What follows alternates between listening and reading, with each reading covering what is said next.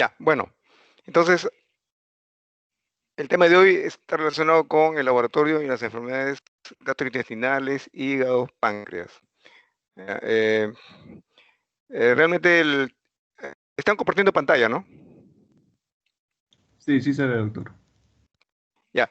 El tema realmente es un poco tedioso por el contenido de pruebas que hay que realizar. Bueno, hay algunas que ya están cayendo en desuso, dado que los avances en biología molecular están modificando eh, los tipos de exámenes de laboratorio, apuntando más al estudio de un conjunto de enzimas, ¿no? Que se pueden obtener por vía sanguínea. Anteriormente habían unos procedimientos un poco invasivos que le causaban cierto malestar al paciente, ¿no? Y están cayendo en desuso. Entonces, aquí muchas de las pruebas que se hacen todavía siguen vigentes en nuestro país. Sin embargo, hay que tomar en cuenta que estas van a ser posiblemente sustituidas, ¿no? Eh, También es importante dominar mucho el aspecto de la fisiología y fisiopatología para entender en qué medida una prueba de laboratorio para el estudio de trastornos gastrointestinales, hepáticos o pancreáticos pueden ser de utilidad, ¿no? Bien. Eh, a ver, un momentito.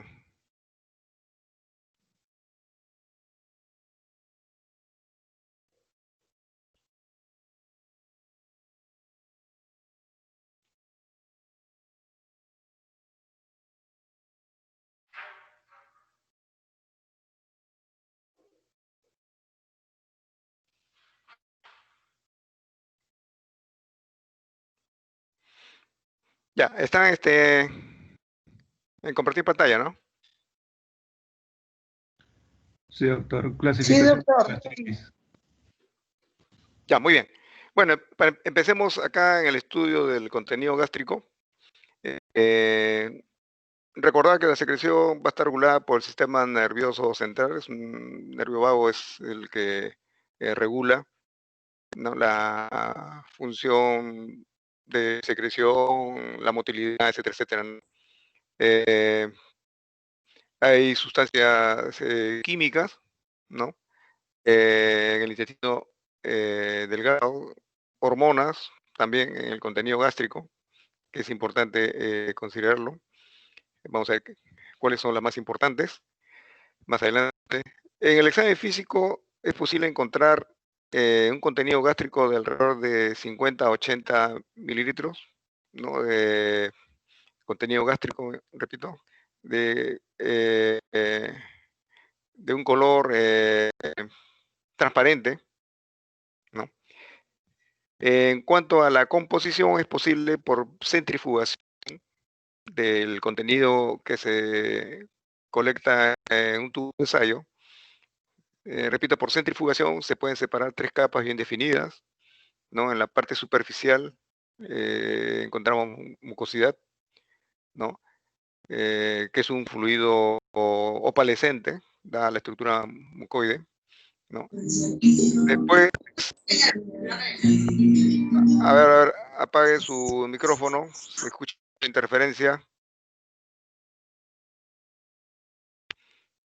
Bien. Después existe una zona central y al fondo vamos a encontrar el sedimento, ¿no?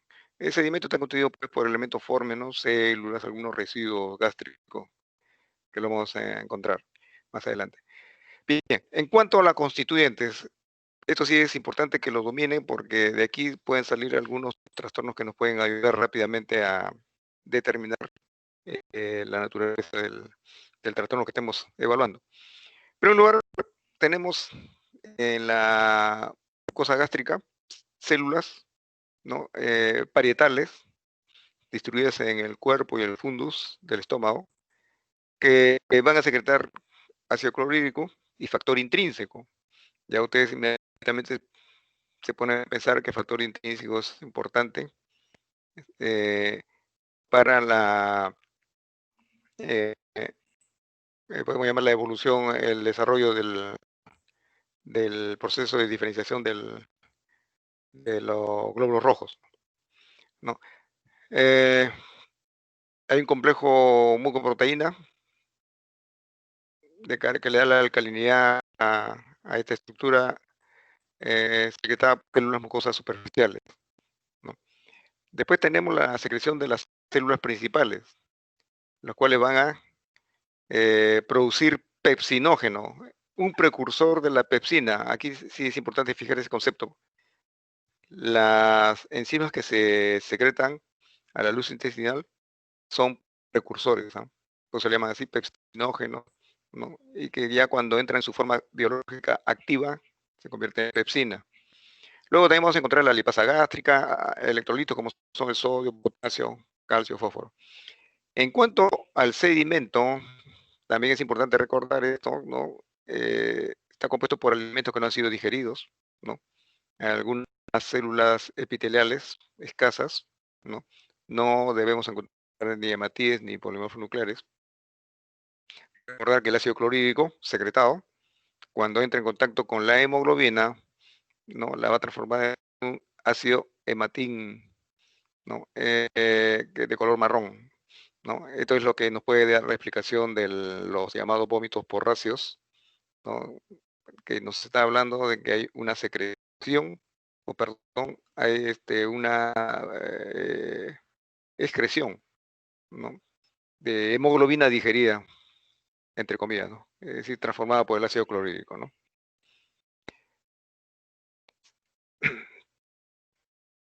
Bien, sigamos. En cuanto a la patología del contenido gástrico. Doctor, Sí, sigue en clasificación de la gastritis. ¿no se ha movido? No. Ajá. Ya, vamos a ver ahorita, ya, vamos a ver. Entonces no están en compartir, entonces.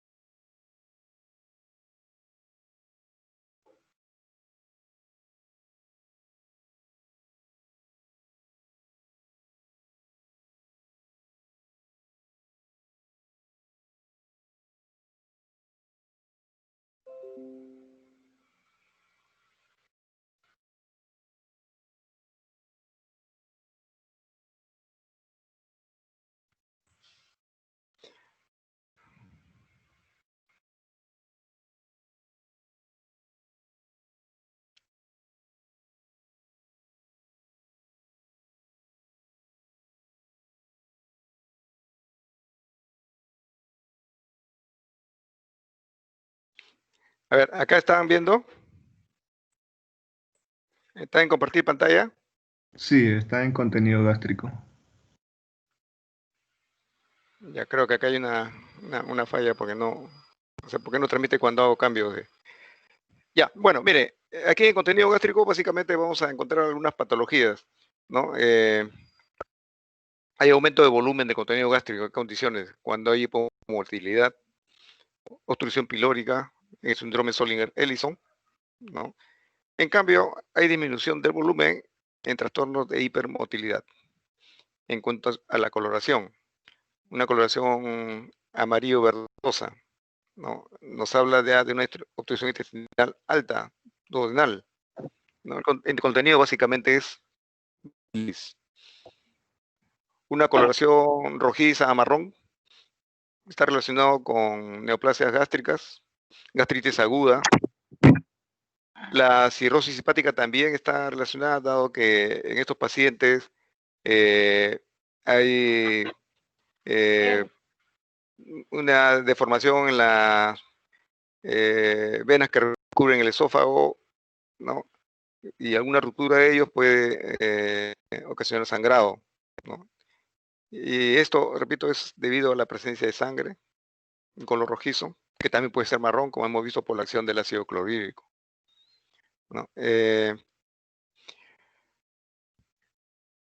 Bueno, la mucosidad se incrementa en gastritis, en obstrucción pilórica, ¿no? un color amarillento verdoso, nos está mencionando ya la presencia de ácido láctico. Ya, acá están viendo ustedes el siguiente slide. Sigue en contenido gástrico, doctor. No, aquí hay una falla que no sé qué estará pasando acá.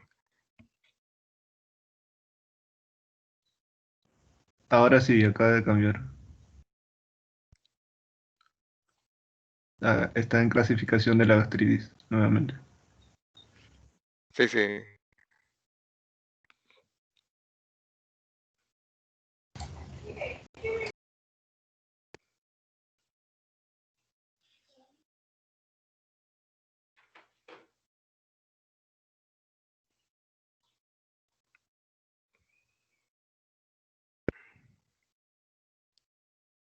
Lo que sucede es que no sé por qué motivo no me está compartiendo pantalla cada vez que cambio.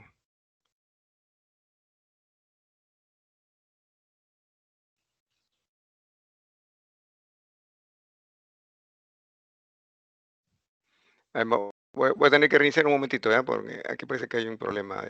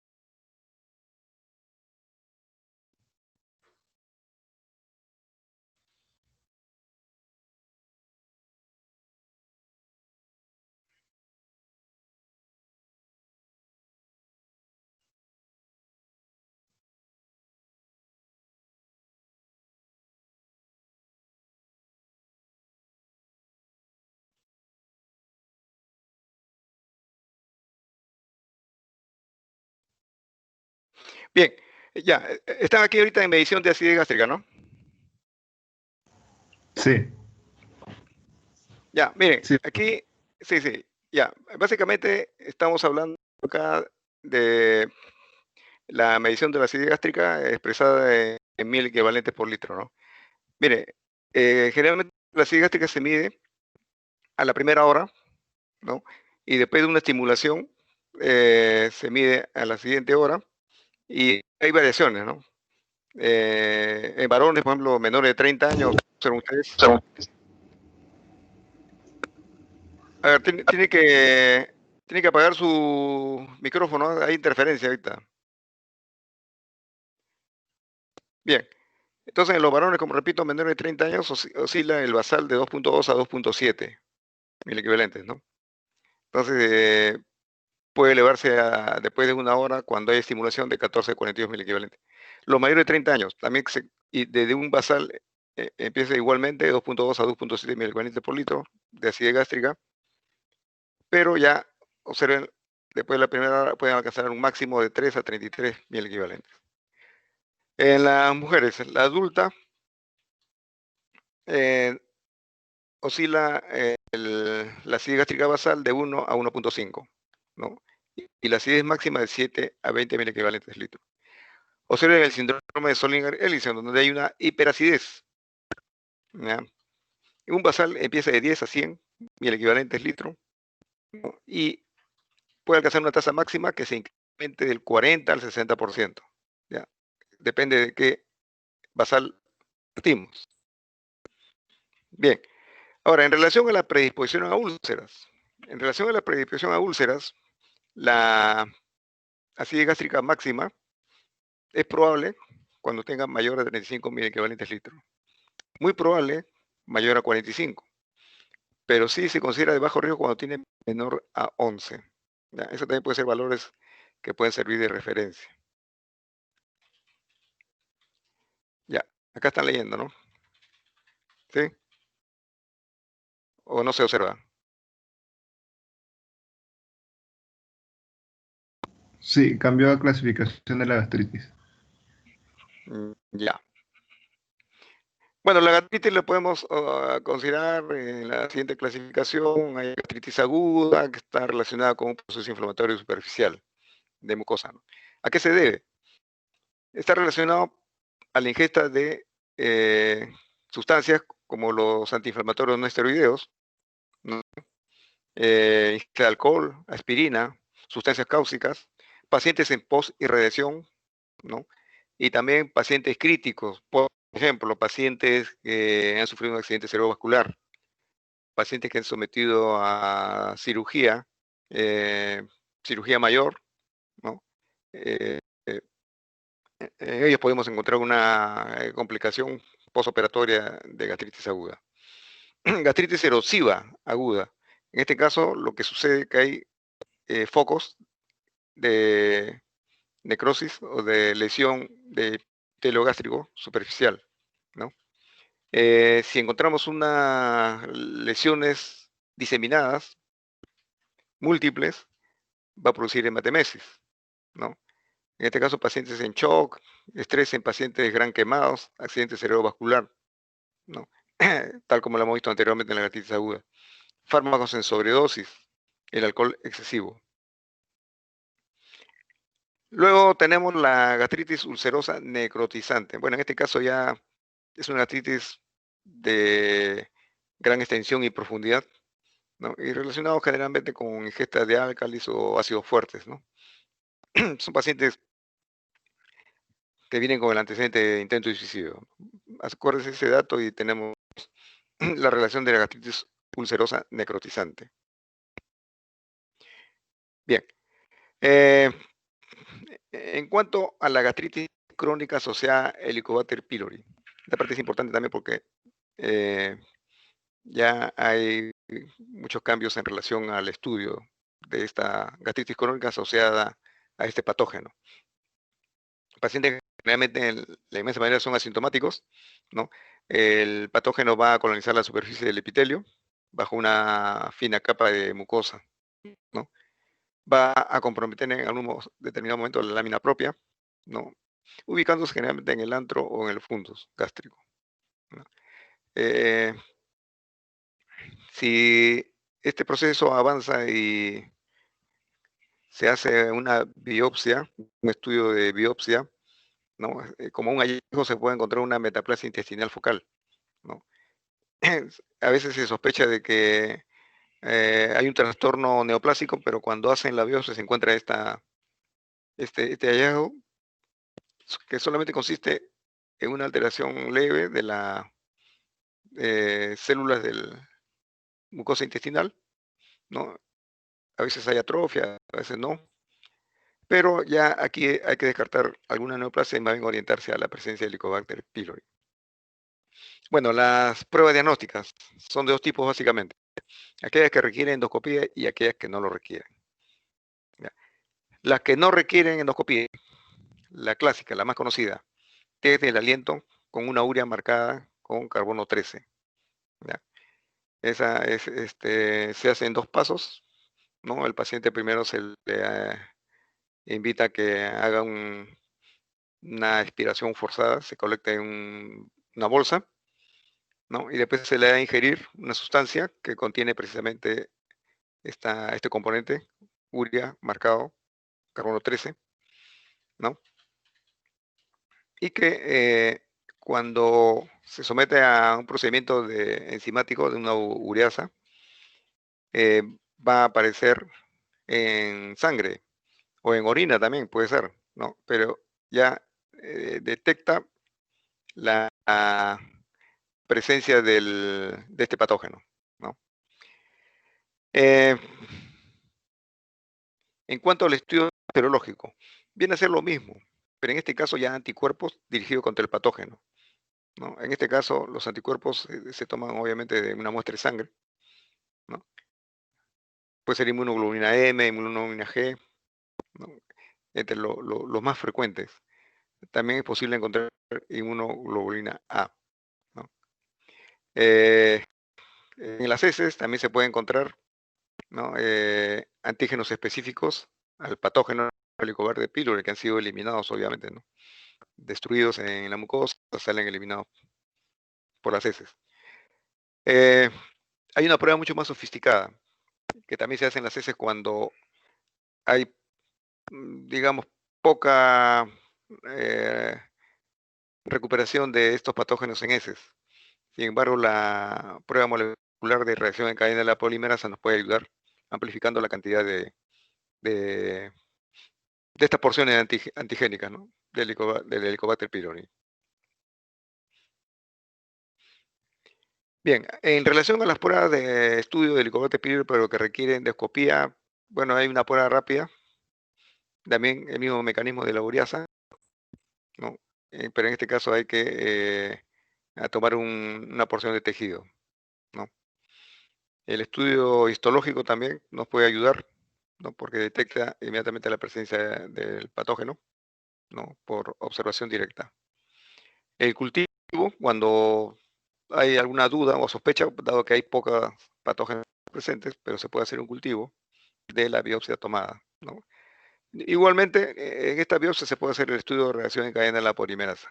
Cuando hay escasos patógenos, e incluso cuando se duda de que la biopsia me sale negativo, pero se duda de la presencia, dado que el cuadro clínico es evidente, entonces la reacción en cadena de polimerasa tiene esa característica, que incrementa el número de copias presentes. El mínimo es 4 copias, ¿no? Y lo amplifica, ¿no? Y puede salir en estos casos ya positivo, ¿no? Bueno, también tenemos la gastritis crónica autoinmune, ¿no? Asociada pues a enfermedades autoinmunes, van a desarrollar anticuerpos contra las células parietales, acuérdense, las células parietales van a producir el factor intrínseco y como tal nos puede dar un paciente con anemia megaloblástica, ¿no? En este caso, por déficit de factor intrínseco, estamos hablando de anemia perniciosa. Generalmente son pacientes ancianos. Recordar, pacientes ancianos con trastornos neurológicos, ¿no? Pálidos, anémicos, ¿no? Es muy probable que haya este tipo de gastritis crónica, ¿no? ¿Qué más va a haber? Disminución en la producción de ácido clorhídrico, hiperclorhidria, ¿no? Hay falta de absorción de vitamina B12, ¿no? Que es la anemia perniciosa, ¿no? Y va a haber cambios megaloblásticos a nivel de glóbulo rojo, sobre todo cuando se estudia ya en un aspirado de médula ósea, ¿no? La gastritis reactiva por reflujo, ¿no? En este caso el líquido duodenal es alcalino, ¿no? Va a refluir al estómago y esto se debe a la administración prolongada de antiinflamatorios no esteroideos, ¿no? En este caso hay una respuesta a la toxicidad de estos fármacos, ¿no? También hay que pensar en pacientes posquirúrgicos, sobre todo cuando han sufrido de una resección gástrica parcial. Otras gastritis crónicas, estamos hablando de las gastritis hipertróficas, en la cual los pliegues de la mucosa superficial, ¿no? Son muy grandes, ¿no? Dado a la hipertrofia de las mismas células, ¿no? En la gastritis linfocítica, ya este de origen viral, ¿no? En cuanto a las gastritis crónicas específicas, en primer lugar tenemos que hablar de la gastritis granulomatosa, sospechar siempre un proceso específico por tuberculosis. La gastritis eosinofílica, presencia de parásitos, definitivamente, ¿no? Y otras gastritis infecciosas están relacionadas con bacterias ácido resistentes, ¿no? Ustedes saben que el ácido clorhídrico es un potente bactericida, pero si se encuentra con bacterias ácido resistentes, obviamente que van a estar resistentes y van a producir esa gastritis. Bien, ¿qué podemos decir alrededor de la úlcera péptica y de la neoplasia? La úlcera péptica es una lesión solitaria de la mucosa gástrica o duodenal también, ¿no? Que se puede extender hasta la musculares mucosae, ¿no? En este caso es una emergencia médica, ¿ya? Cuando sospechen ustedes paciente con úlcera péptica, piensen que necesariamente es una emergencia médica. En la neoplasia gástrica, una enfermedad que predisponen generalmente son la gastritis atrófica, pólipos adenomatosos, neoplasias intramucosa, ¿no? Neoplasias invasivas, ¿no? El tratamiento es tratamiento quirúrgico. Bueno. Bien, de aquí vamos a pasar al jugo pancreático, solamente para que conozcan y vamos a ver algunos estudios de laboratorio, pero más adelante vamos a hablar de algunas patologías también relacionadas con el trastorno pancreático. En primer lugar, las enzimas que hay que siempre tenerlos presentes. La tripsina, ¿ya? Hay 3 de screening relacionado con el empleo de fenolftaleína, ¿no? Hay una determinación cuantitativa, ¿no? El estudio de la amilasa, también hay test de screening, una solución de almidón, yodo, ¿no? Las deficiencias cuantitativas se estudian por el método de yodométrico, ¿no? La detección de la amilasa urinaria, sobre todo en las pancreatitis agudas, ¿no? Se obtiene de una excreción después de 2 horas, ¿no? De haberse suministrado el componente a evaluar, ¿no? En este caso es una prueba mucho más sensible. En relación a la lipasa, el test de screening, bueno, es una sustancia, el etilbutirato, ¿no? Su determinación cuantitativa, bueno, ahí se tiene que utilizar reactivos de tipo enzimático que nos puede hacer una evaluación de tipo cuantitativo en relación a la concentración de la lipasa, ¿no? Bien, eh, tenemos el test de estimulación de secretina y pancreosimina, ¿no? En este caso, la secreción pancreática la vamos a medir después de inyectar vía endovenosa una sustancia llamada pancreosimina y la secretina, ¿no? Entonces ahí en este caso vamos a tener que dosar amilasa y lipasa, ¿ya? La muestra para la amilasa se toma antes de administrar pancreosimina, ¿no? Y 1, 2 a 4 horas después de la absorción de la pancreosimina se hace la determinación.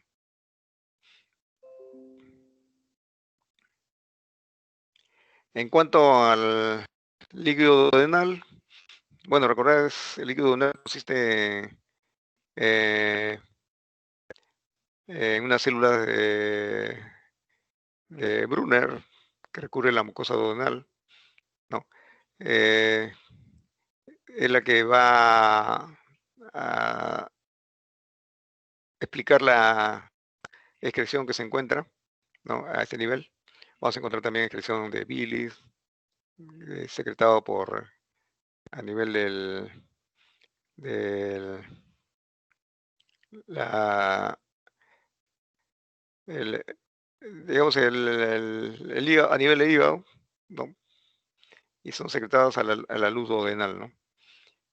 El jugo pancreático también está presente, en el cual vamos a encontrar tripsina, amilasa y lipasa, ¿no? En cuanto al examen físico, este líquido, de igual manera es líquido incoloro, claro, acuoso, ¿no?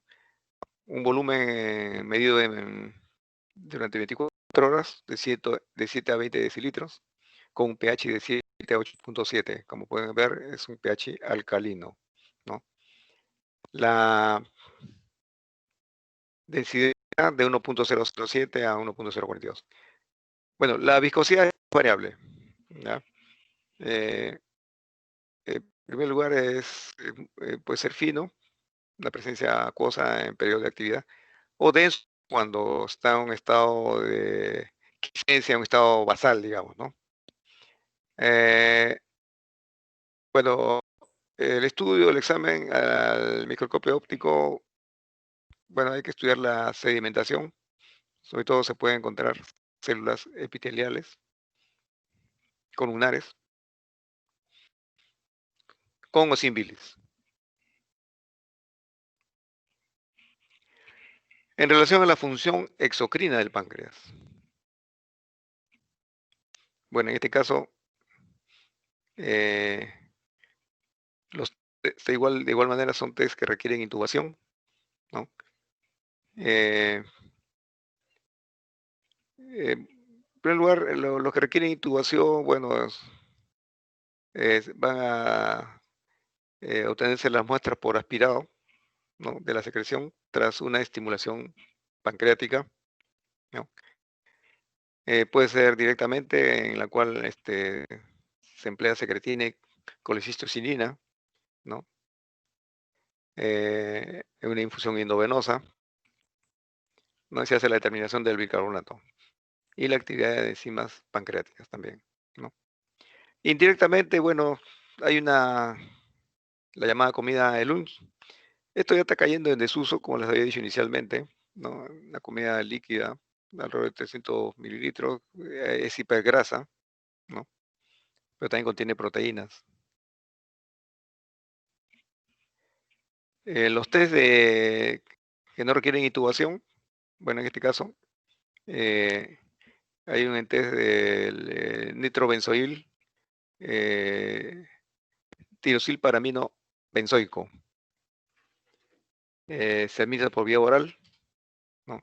Se espera que la acción de la quimotripsina, ¿no?, lo escinda para que libere el ácido paramino benzoico, el cual se va a absorber y se elimina ya por la orina, ¿no? De igual manera puede medirse por sangre o por orina, ¿no? Tenemos el test de pancreolauril, de igual manera, ¿no? Se administra el dilaurato de fluoresceína, ¿no?, que se administra de igual manera por vía oral. Igual se espera que sea escindido por esterasas pancreáticas, ¿no?, que va a dar como un producto la fluoresceína, que igualmente es absorbido, es conjugada en el hígado, se excreta por la orina, ¿no? De igual manera, eh, el test se va a hacer a los 2 días, ¿no? Eh, Algunos datos de laboratorio es en el síndrome de mala absorción, trastornos hematológicos. Podemos encontrar anemias, ¿no?, de tipo macrocítica por déficit de vitamina B12. Puede ser microcítica, ya pensamos ahí, déficit de hierro, ¿no? Otros estudios que se puede hacer, medir los niveles de concentración de vitamina B12, folazo y ferritina sérica.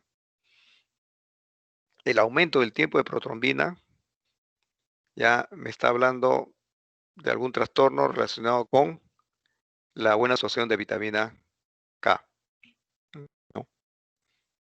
La acantocitosis se ve en trastornos de la alfa-beta lipoproteinemia.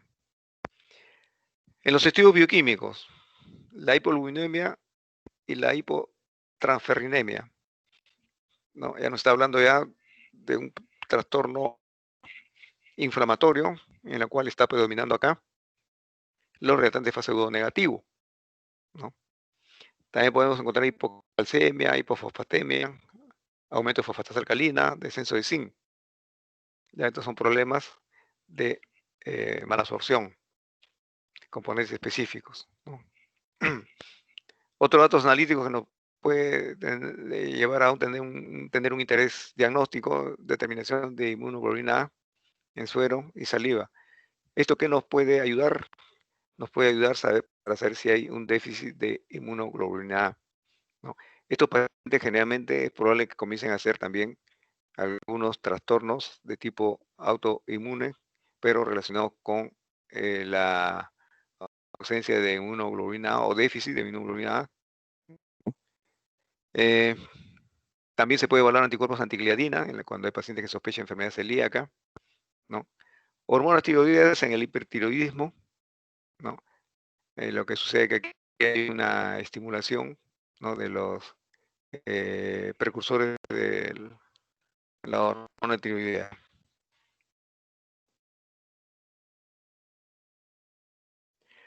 Bien, en relación al estudio de la lipasa versus la amilasa, miren, eh, es importante hacer estudio de ambos. Sin embargo, hay que tener presente eh, algunas ventajas de la lipasa sobre la amilasa.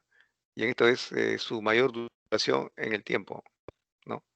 Y la ausencia de otras fuentes que llevan a un incremento en los niveles de este concentrado, ¿no? La amilasa, por ejemplo, cualquier abdomen agudo me lo va a elevar, recordar eso. En cambio, la lipasa no va a responder en ese sentido, en el mismo sentido, en la misma dirección. Cada vez que tengamos un abdomen agudo y queremos descartar alguna pancreatitis, recordar medir las dos, amilasa y la lipasa. Si no se eleva la lipasa, definitivamente yo debo descartar de repente alguna pancreatitis, ¿no? Pero si se eleva la amilasa, probablemente haya un abdomen agudo por otra causa, ¿no? O sea, la amilasa sola no me lleva a un diagnóstico, ¿no? Entonces, se considera como válidos durante las primeras 24 horas, pero mire, va decayendo su sensibilidad y especificidad después del tercer día en la amilasa, ¿ya?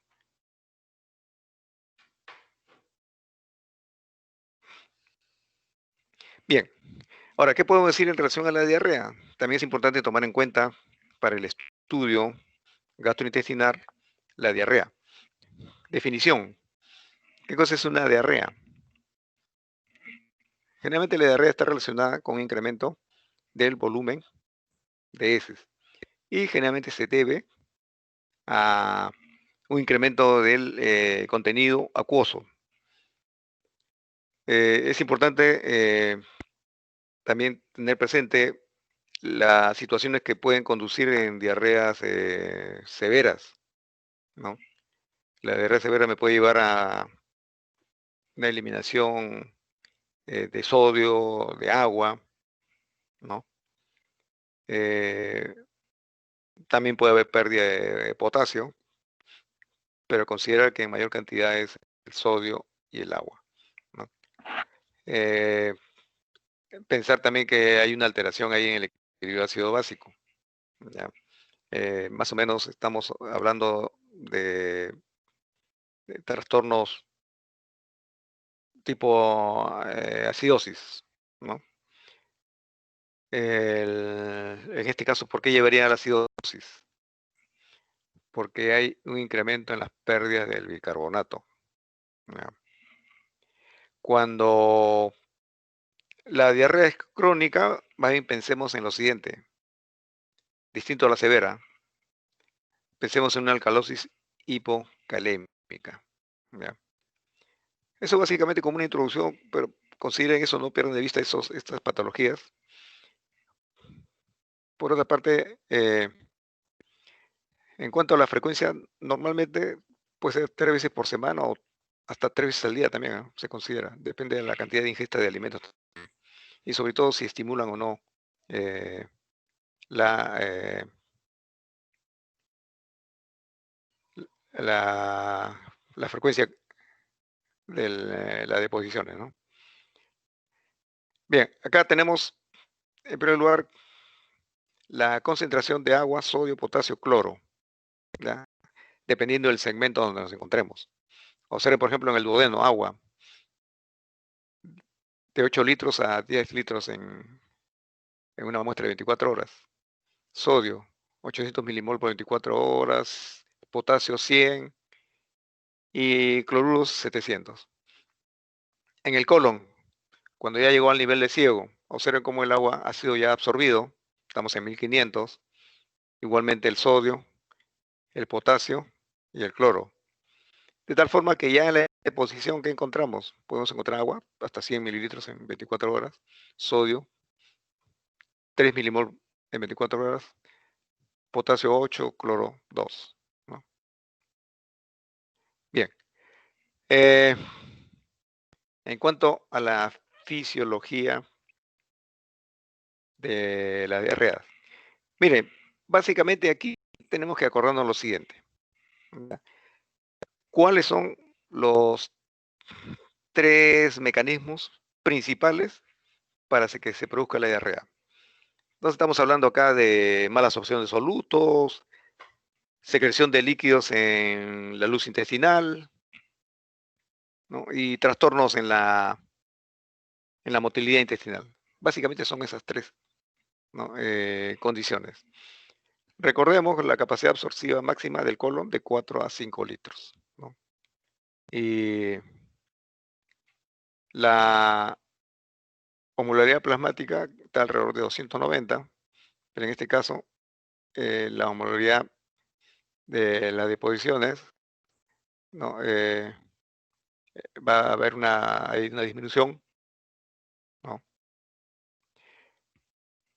De tal manera que podemos nosotros clasificar estas 3 condiciones, ¿no? De lo que mencioné anteriormente: una alteración en la absorción, una diarrea osmótica, ¿no? Hay disminución de algunos componentes, algunos solutos, alteraciones en la secreción, ya estamos hablando de diarrea secretora, al contrario, por algún mecanismo,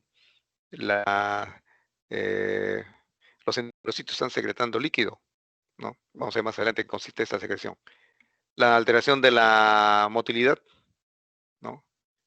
El aumento lo disminuye según cada caso, ¿no? Vamos a tener diarrea o al contrario, el agua si hay disminución en la motilidad, el agua va a dar tiempo para una mayor absorción, ¿no?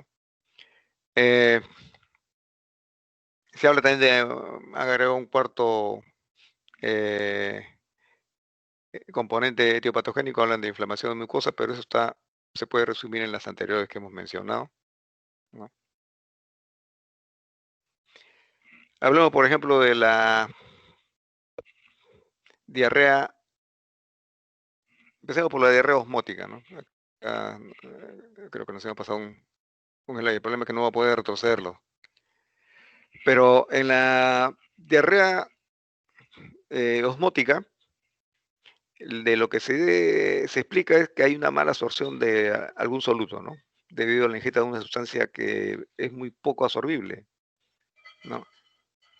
En este caso también está el trastorno por intolerancia a la lactosa, que es la que también cuando no se absorbe va a jalar agua, ¿no?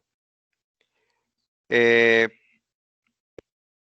en cuanto a la diarrea secretora, como ustedes ven ahí en este gráfico, la diarrea secretora, lo que va a suceder es que hay secreción pasiva, ¿no? ¿Debido a qué? A que haya habido un incremento en la permeabilidad del epitelio, ¿no? Y puede también estar aumentada por alguna obstrucción o un proceso inflamatorio, ¿no? Cuando hay secreción de aniones, en este caso, el, el trastorno, bueno, básicamente está orientado por la actividad de esta molécula del monofosfato de adenosín cíclico, ¿no? Eh, que puede estar estimulado por qué. A ver, acuérdense, el cólera puede ser uno de ellos, es una toxina, o algunas endotoxinas de otras bacterias, ¿no? La presencia de ácidos biliares, algunas prostaglandinas, ¿no? También algunas masas tumorales que pueden secretar como, por ejemplo, el polipéptido intestinal vasoactivo, ¿no? Entonces, esto nos va a producir una secreción incrementada.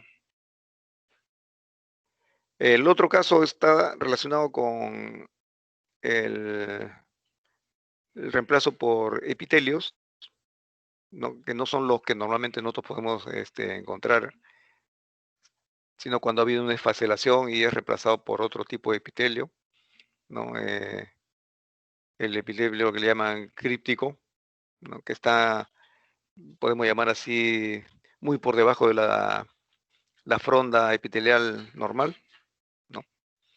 Entonces también conduce a esta diarrea de tipo secretora, pero esto ya es un mecanismo ya de tipo 2.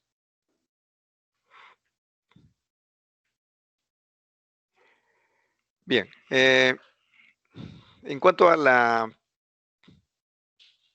diarrea inflamatoria, en la diarrea inflamatoria que vamos a encontrar incremento en la secreción intestinal. ¿Pero por qué? Porque hay incremento de la motilidad. ¿Qué puede pasar? Daño al enterocito.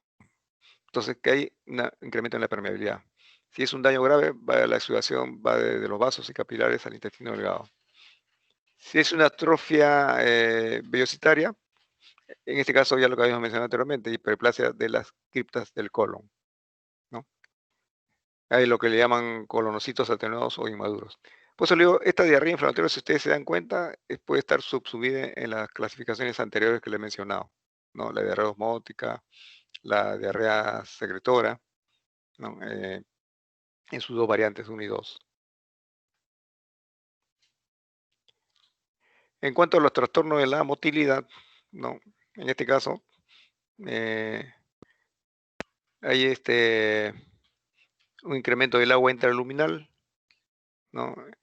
Eh, con el aumento de la motilidad, hay un tiempo insuficiente para que se produzca la absorción, ¿no? Entonces, pues, ese mecanismo es que el trastorno de la motilidad va a conducir a una diarrea, ¿no? Bien, pasemos ahora a la parte de la fisiopatología hepática, ¿no? Pero luego recordemos rápidamente algunos conceptos fundamentales, ¿no? Bueno, el hígado tiene un peso de 1.200 a 1.500 gramos, el órgano más grande de la economía. Ya anatómicamente encontramos el lóbulo derecho, el lóbulo izquierdo, a la vez están subdivididos, ¿no? En lobulillos hepáticos.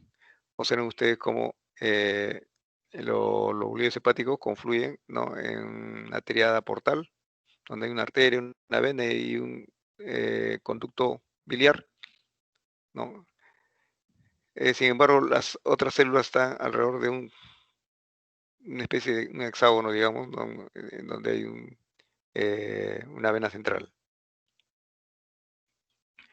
También acá es importante recordar el ácido hepático, en donde eh, hay una zona que está más cercana a arteriolas hepáticas, mejor oxigenadas y más protegidas de la hipoxia. En este caso vamos a encontrar, ¿no? Que el aspartato, la alanina transferasa, tiene mayor concentración que el, el aspartato transferasa, ¿no? Después tenemos una zona extrema, la zona 3, en la cual los hepatocitos están más alejados de las arteriolas, por lo tanto están menos oxigenados, ¿no? Y en este caso sucede lo contrario, ¿no? El aspartato es con mayor concentración que la alanina transferasa. Esto también es importante al momento de evaluar estas dos enzimas, ¿no? Si están alteradas, valoremos alguna alteración a estos niveles, ¿no? Aparte de las otras causas, que pueden ser, por ejemplo, trastornos virales a nivel de parénquima, ¿no? La zona 2, bueno, está entre ambos extremos, ¿no? Y no hay mayor diferencia entre la intraferasa y el aspartato transferasa. Bueno, después recordar que la secreción biliar se drena, ¿no? A través de canalículos que van a confluir, ¿no? Hasta la vesícula biliar.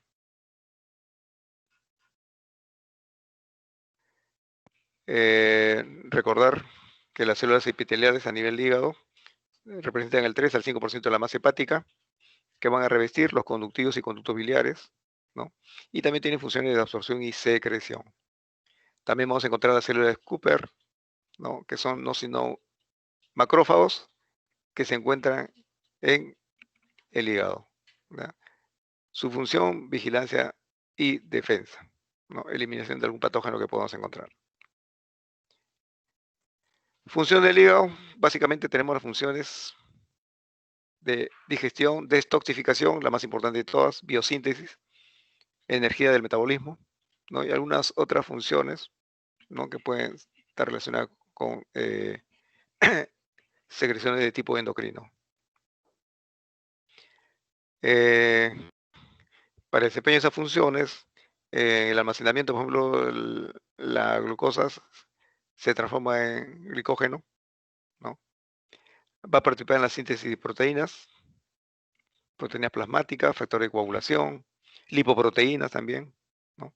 Participa en la secreción biliar y también participa en la distribución de nutrientes y vitaminas.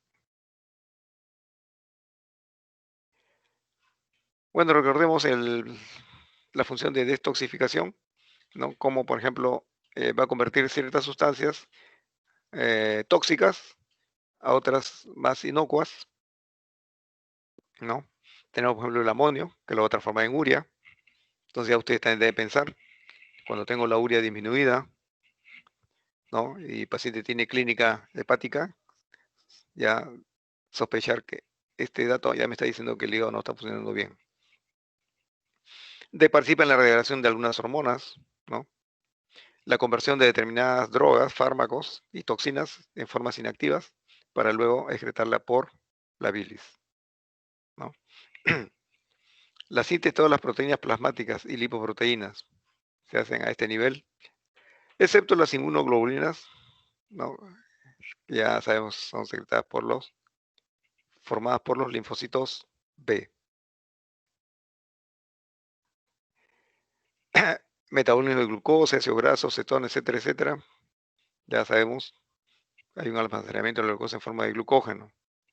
Los aminoácidos se pueden convertir en ácidos grasos y glucosa. También participa en la síntesis y degradación de lípidos.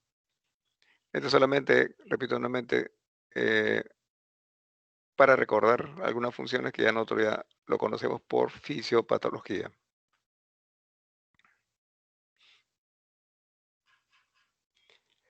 Aquí también, por ejemplo, mire cómo participa en la destrucción de glóbulos rojos envejecidos o dañados, en la cual va a liberar la hemoglobina, ¿no? Que ya como ustedes saben, representa la fuente más importante de bilirrubina indirecta, ¿no?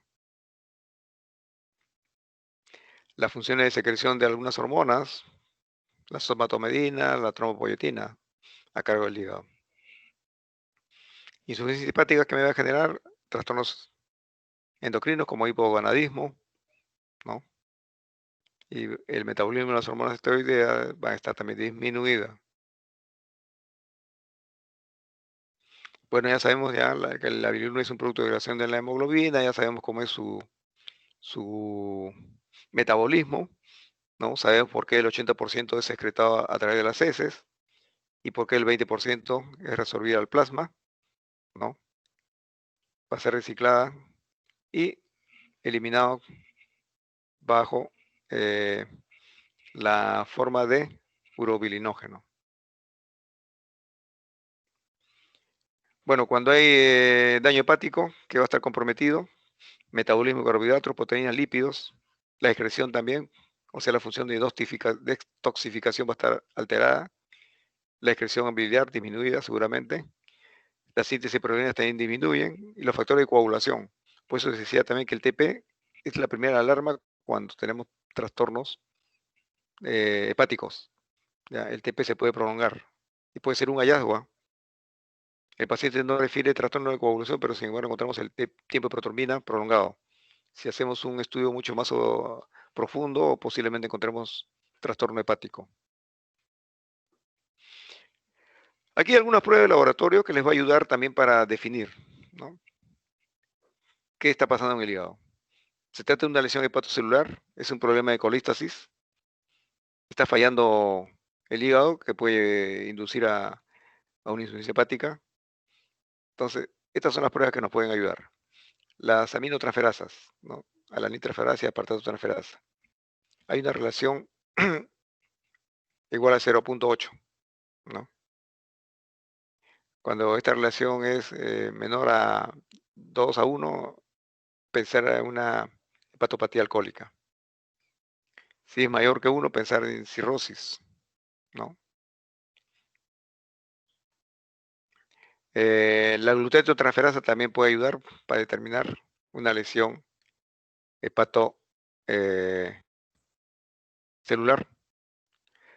La colestasis, son dos pruebas de laboratorio nos van a ayudar bastante. La fosfatasa alcalina y la gamma-glutamil transpeptidasa, ¿no? En cuanto a la función hepática, bueno, en este caso, las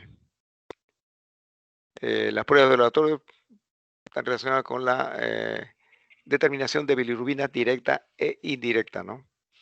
La función hepática de bilirrubina, por ejemplo, indirecta elevada, con cuadro hepático, lo único que me puede estar diciendo es que no hay, una función de glucoronización, ¿no?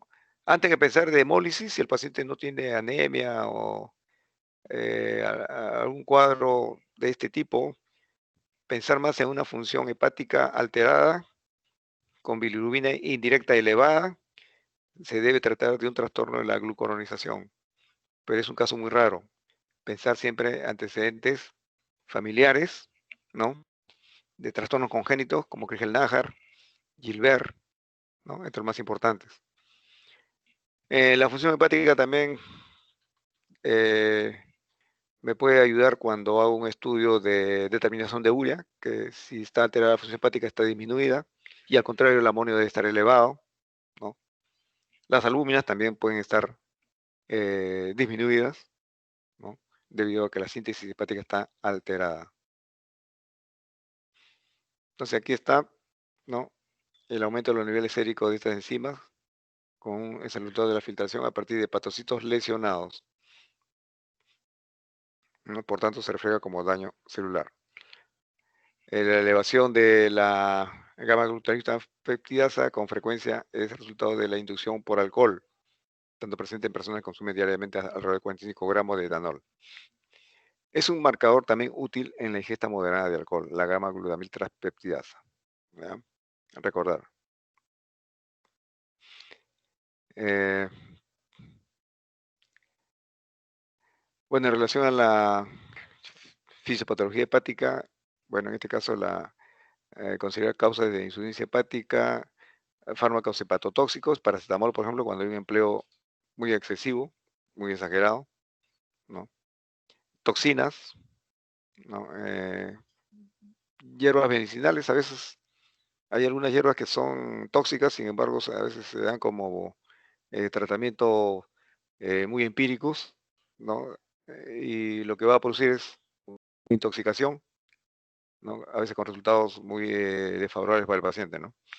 Algunos solventes, la ingesta de solventes, también puede conducir a un daño hepático. Mientras tuve la oportunidad cuando estuve trabajando yo en el Ministerio de Defensa, en el Hospital Militar, yo observaba también insuficiencia hepática en pacientes soldados. Habían ingerido pólvora, ¿no? Entonces, también es un antecedente interesante cuando tengamos este tipo de pacientes, ¿no? A veces les parece que allí se comete un abuso de autoridad y a los soldaditos les hacen comer pólvoras supuestamente porque los vuelven más agresivos. Lo único que hace es intoxicarlos y destruir el hígado, ¿no? Las células, los hepatocitos.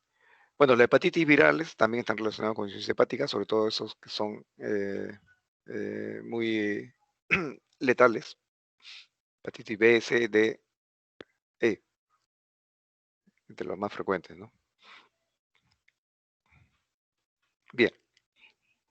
Ya el cuadro clínico, bueno, en este caso pues tenemos pacientes con encefalopatía, ¿no? en ausencia de hipertensión portal, ¿no? Estos cuadros son de aparición súbita, ¿no?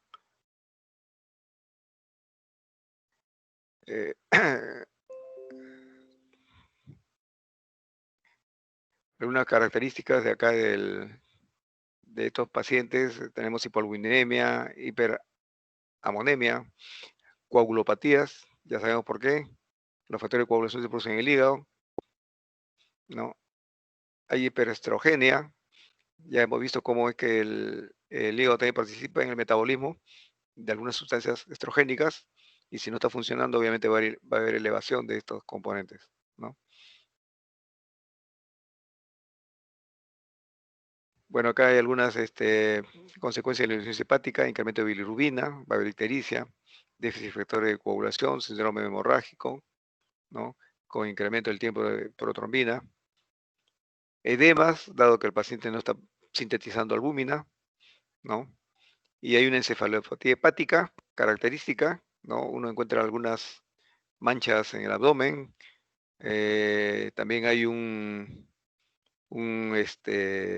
encefalopatía hepática, ¿no? Con alteraciones en la conciencia, algunos movimientos involuntarios de las manos que le llaman el flapping, sobre todo cuando hay hiperextensión de manos, ¿no?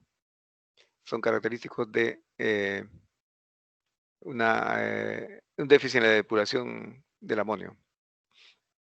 Cuando hay déficit de excreción de sales biliares, porque también puede producirse una obstrucción, ¿no? Poshepática, ¿no? En este caso el paciente puede referir incremento a la aparición de prurito. Insuficiencia hepática grave, necrosis masiva de hepatocitos. Cuando es crónico, hay una pérdida progresiva de la función hepática. Bueno, acá esto lo pasamos rápidamente, ya estamos sobre la hora, creo, ¿no? Ya el doctor debe estar esperando. Doctor, Sí, dígame. el doctor Subieta y nos ha dado hasta las 5:20 para que termine Ya, de hacer su plan. ya, correcto, sí. Ok. Ya. Vamos a rápidamente terminar. Solamente estos son algunos cuadros patológicos, más que todo para relacionarlos siempre los estudios de laboratorio, ¿no? Eh, bueno, acá en la hepatitis no alcohólica hay unos factores de riesgo: considerar la obesidad, la diabetes, la hiperlipidemia, ¿no? Algunos factores metabólicos se verían en la proporcional a la obesidad, ¿no? En la diabetes tipo 2 también, asociados a drogas, el empleo de esteroides, sobre todo esos antiinflamatorios, ¿no? Bien, en cuanto a las enfermedades pancreáticas, solamente para mencionar rápidamente, ¿no? En primer lugar, el páncreas exocrino va a secretar iones de bicarbonato, agua, sodio, potasio, ¿no? Ya lo hemos visto anteriormente. La tripsina descompone a los aminoácidos, ¿no? El páncreas produce inhibidores de tripsina que previenen la activación del tripsinógeno, ¿ya? De este punto de vista, entonces, va a inhibir la autodigestión. Cuando por algún motivo, por ejemplo, causas obstructivas, se secreta pepsinógeno, pero como no puede salir, se va a transformar en tripsina dentro de los canalículos pancreáticos. Bueno, también recordar, ¿no? Los productos endocrinos del páncreas, como la insulina, producida por las células beta, el glucagón, producido por las células alfa, ¿no? A ver, sigamos acá. Bueno, solamente son algunas sustancias eh, enzimáticas, algunos polipéptidos relacionados con la función pancreática. En la insuficiencia pancreática, recordemos, ¿no?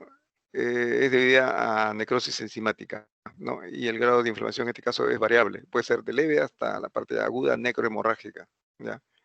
Que puede poner en riesgo la vida del enfermo, ¿ya? Etiologías metabólicas: alcohol, hipertrigliceridemias, hipercalcemia, el empleo de algunas drogas mecánicas, cálculos, ¿no? Cálculos que pueden invadir los conductos pancreáticos. Posoperatorio, ¿no? Cuando inconscientemente se puede lesionar, ¿no? La cabeza del páncreas y su conducto, ¿no?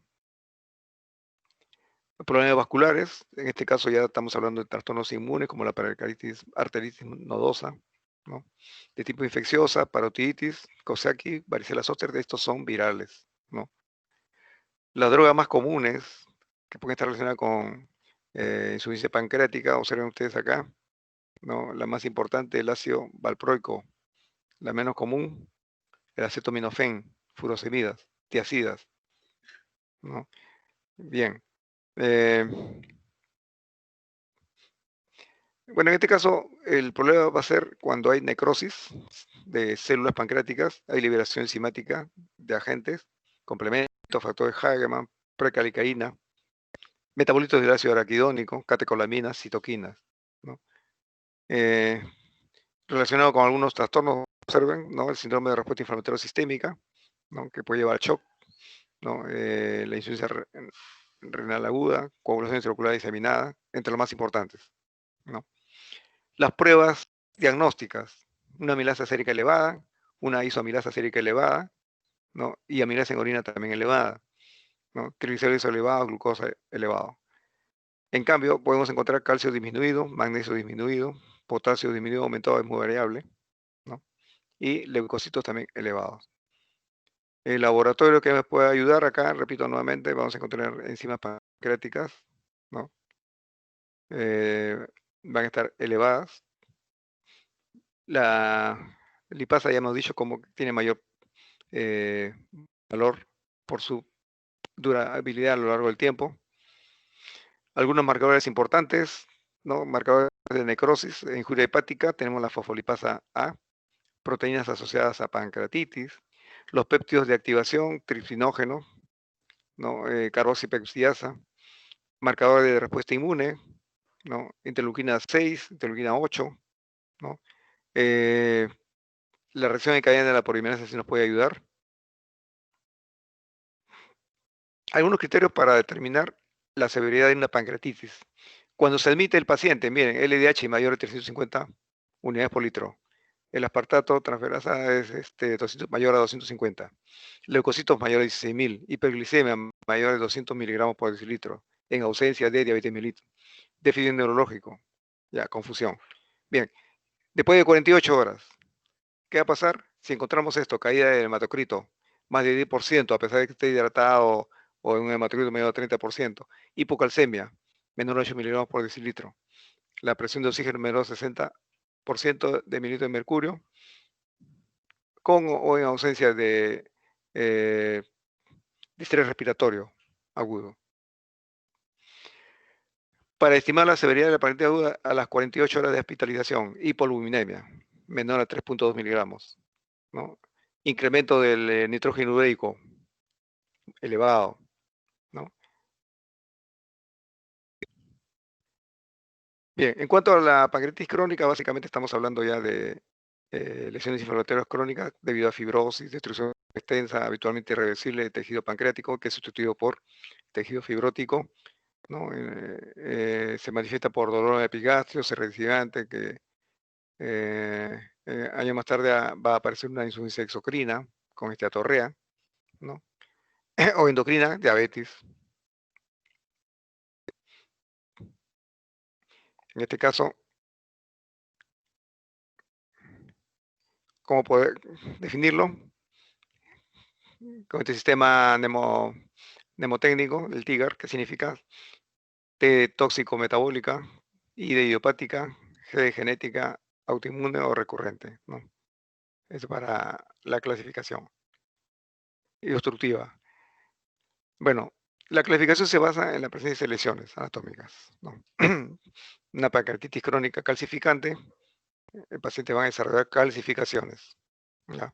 Es la más frecuente de las pancreatitis crónicas. La etiología más frecuente, alcohol, el alcoholismo. Acá en este caso las lesiones siguen una distribución irregular, ¿no? Alternándose con tejidos sanos, y vamos a encontrar atrofia epitelial de los conductos, y por lo tanto va a haber un taponamiento y cálculos intraductales. En la pancreatitis crónica obstructiva, en este caso tiene un daño uniforme del páncreas distal al sitio de obstrucción. En este caso hay conservación de los epitelios de los conductos, ¿no? Y no hay tapones proteicos ni calcificaciones. pancreatitis crónica inflamatoria es muy raro, no está aceptado por todos los grupos que estudian esta patología, ¿no? Pero vamos a encontrar de todas maneras fibrosis infiltrado inflamatorio de mononucleares. En la pancreatitis idiopática está relacionado con algunas alteraciones en el sistema HLA. ¿Ya? Se ha encontrado asociación con antígenos HLA clase 1, ¿ya? El A24, el B8, o clase 2, un DR17. Presencia de un DR17 se asocia con esta pancreatitis crónica, que se decía idiopática, pero más ya se está haciendo estudios que el HLA clase 1 o de clase 2 pueden definirnos como un trastorno de tipo congénito, ¿ya? Pero no está relacionado específicamente, sino cuando se asocia con alguna vulnerabilidad, ¿no? En este caso, con pacientes alcohólicos, por ejemplo, ¿no?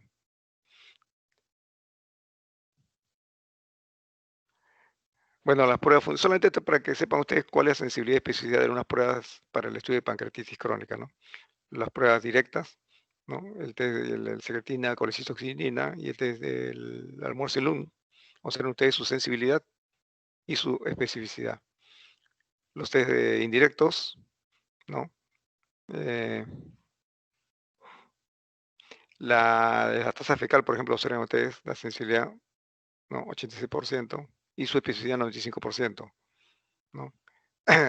Esta sí es de una prueba de elección de la tasa fecal.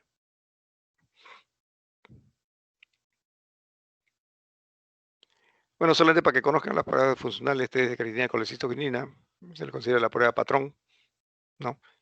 Pero es un procedimiento invasivo, ¿no? Por lo tanto, un poco que molesta al paciente, tiene también largo tiempo de duración, ¿no? Esto se determina ya en centros especializados, dado su costo elevado. La elastasa fecal, bueno, en este caso mide la actividad proteolítica, transporte de colesterol y sus metabolitos a través del tracto intestinal. Sus propiedades tienen gran estabilidad en su pasaje por el tubo digestivo, concentración en heces que refleja la cantidad de enzimas secretadas desde el páncreas.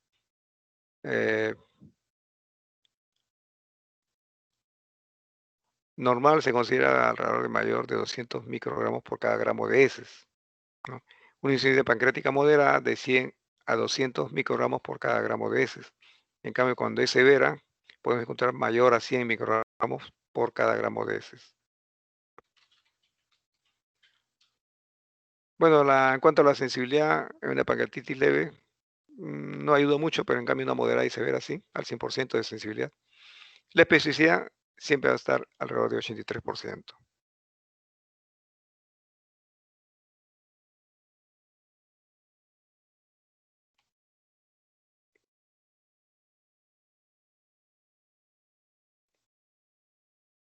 Bien, entonces hasta acá quedamos. ¿Alguna pregunta?